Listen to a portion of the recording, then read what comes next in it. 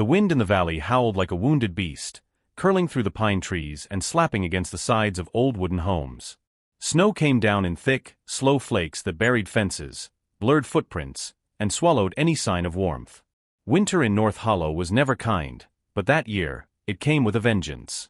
Elliot Harrow lived at the very edge of the village, just before the forest thickened into a wall of ancient spruce. His farm was small, 5 acres of hard soil and frozen fields. His house, built by his grandfather, creaked with every gust of wind. Most folks had left years ago for the cities or more fertile land. But not Elliot. This was his home. This was all he knew. He was 63. Thin. Quiet. A man of few words, and even fewer visitors. His wife, Meredith, had died of pneumonia 6 winters ago. His only son had gone to Vancouver and never looked back. That left Elliot and his dog Scout, an aging border collie with one good eye and a heart full of loyalty. They made it through the winters on habit, tradition, and canned food. Elliot chopped wood in the morning, fed the chickens in the afternoon, and read dog-eared books by the fire at night. Until the day he saw the bear. It was early, still gray outside, when Scout began to bark. Not his usual lazy woof at a squirrel or a drifting snowflake, but a deep, frightened growl. Elliot grabbed his coat, boots, and the old hunting rifle that hadn't seen bullets in over a decade. He stepped outside into the frozen silence. There, at the edge of the field, just past the barn, was a bear. Huge. Thin. It wasn't charging. It wasn't growling. It wasn't doing anything a normal bear would do. It was sitting. In the snow. Watching him. Its fur was matted with ice and dirt. Patches of skin showed where fur had fallen out. The bear's ribs stuck out like bones under paper. One of its front paws dragged awkwardly in the snow, twisted or broken. And its eyes, deep amber and wide, locked onto Elliot with something he couldn't explain. It didn't look wild. It looked desperate. Elliot didn't move. Scout stayed close, growling low. The bear didn't lunge. Didn't move at all. Just stared. And then, something happened that Elliot would never forget. The bear lowered its head, slow and deliberate, almost like a bow. It was begging. Elliot stood frozen in the doorway for a long time. His mind wrestled with instinct, run, protect, fear, but his heart whispered something else. Pity. He remembered the winters when Meredith got sick and there wasn't enough medicine. The winters when the power went out and they huddled by the fire under 3 blankets, praying for the sun to rise. He looked at the bear again. It hadn't moved. Snow was piling on its back. Its paw bled into the white. Damn it, he muttered under his breath. He went back inside, ignoring Scout's whines, and grabbed a burlap sack of soft potatoes. He walked slowly out to the barn, keeping distance, and gently tossed the food toward the bear. It flinched, then limped forward and sniffed the offering. And then it ate. Slowly. Like it hadn't tasted food in days. When the sack was empty, the bear looked at Elliot one last time, then turned, and disappeared into the woods. That night, Elliot didn't sleep well. The next morning, he opened the door at dawn. And the bear was back. The second time Elliot saw the bear, it was standing closer, almost halfway between the forest and the barn. It didn't growl or threaten. It just sat, waiting. Scout barked again but didn't charge. Something about the bear made even the dog hesitate. Elliot returned inside and grabbed leftovers, bread crusts, half-frozen stew, a few cracked eggs. He placed them in an old metal bowl and carried it out into the snow. The bear lowered its head again, but this time it crept forward, slowly, step by step, until it was just 10 feet away. It didn't lunge. Didn't roar. It simply ate. The silence between man and beast was heavy. Not fearful. Just present. A moment Elliot couldn't explain, nor would he try.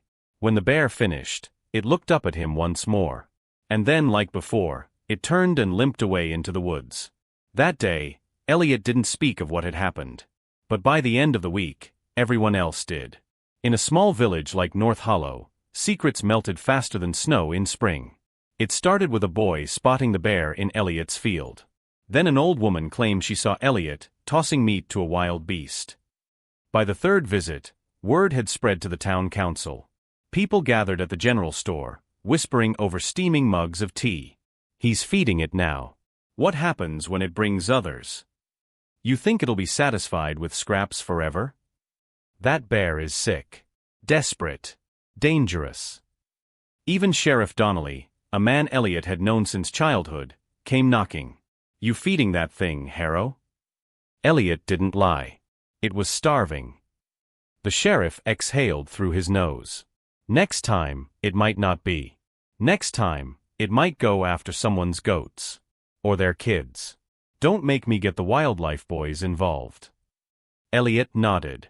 But that night, when the bear returned, limping worse than before, Elliot was already waiting with a bowl of cooked oats and sliced apples. Paw Prints, the bear's name, was Hollow. He started calling it Hollow, after the emptiness in its eyes. The name felt right. Each day, Hollow came closer. Each day, Elliot sat a little nearer. He never touched the bear, never crossed that invisible line, but he spoke. About Meredith. About the winters. About loneliness. To his surprise, Hollow listened. And Scout, once suspicious, now sat beside the bear in silence. There was peace in those moments. An unspoken trust. A friendship born not of taming, but of understanding. Then one night, it all nearly came to an end. Warning, the storm.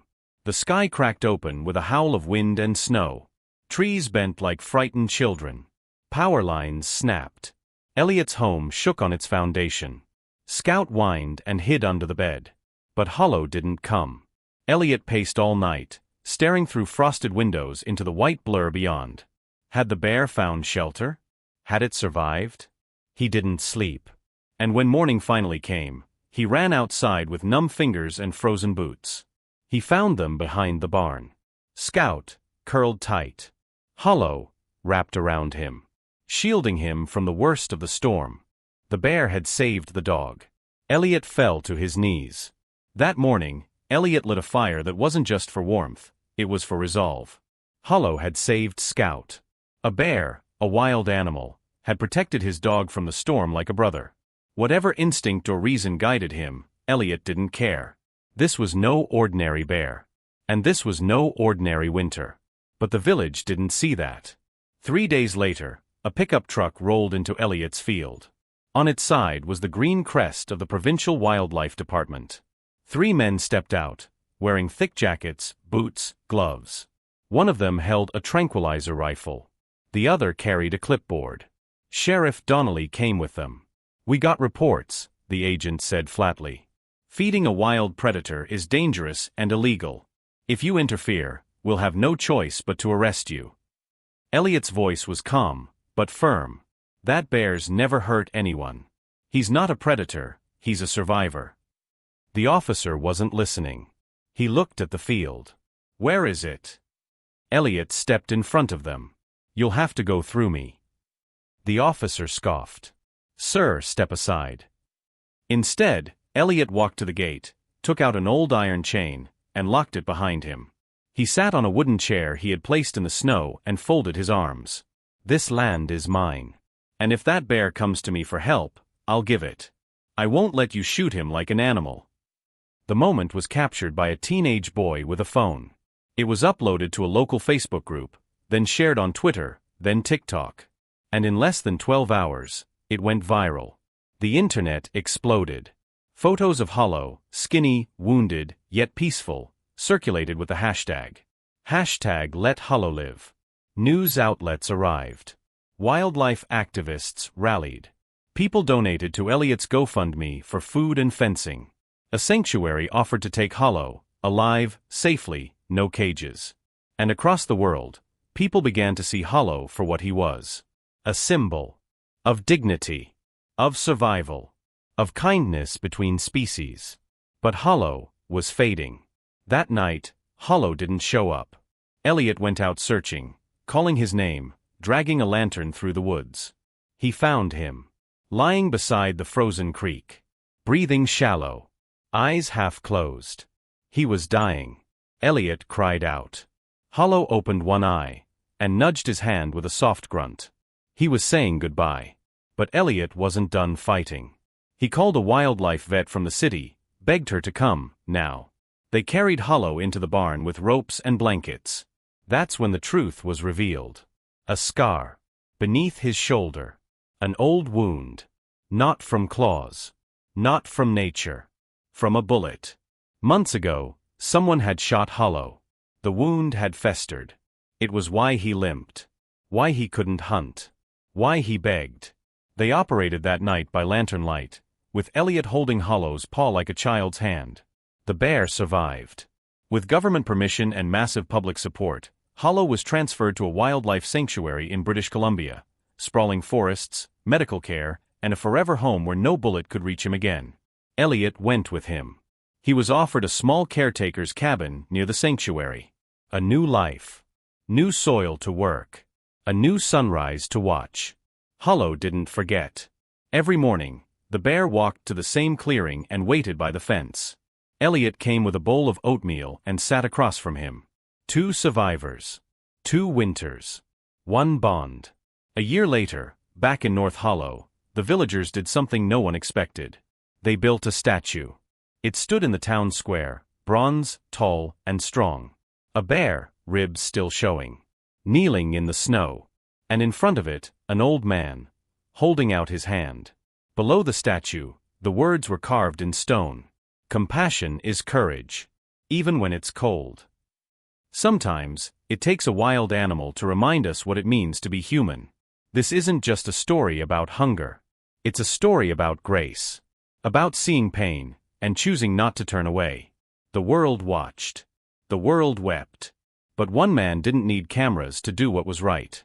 He just needed to open his door. And share a bowl of food. Because what he did changed everything.